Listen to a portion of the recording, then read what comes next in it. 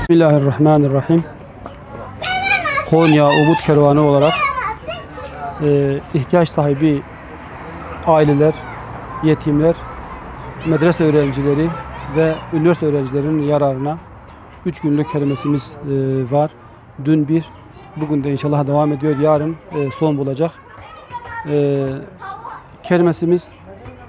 Kermesimizden hasıl olan gelir inşallah bu saydığım ihtiyaç sahibi insanlara inşallah gidecektir. Onların yararına yapıyoruz. Kermesimizde ayakkabılar, içeride çeyiz malzemeleri ve yemeklerimiz mevcuttur. Allah-u Teala bu hizmete emeği geçen bütün Müslümanlardan razı olsun.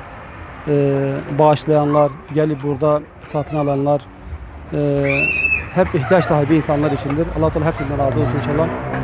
Allah-u Teala bu hayırlı hizmetleri sürekli yapmaya ve yaptırmaya bizi muvaffak kılsın inşallah. Allah razı olsun. Nice hayırlı günlerde, nice hayırlı kermeslerde buluşmak umuduyla Allah'a emanet olun. Selamünaleyküm. Söyleyeceksin ya. Ne kadar oynamayın, tamam?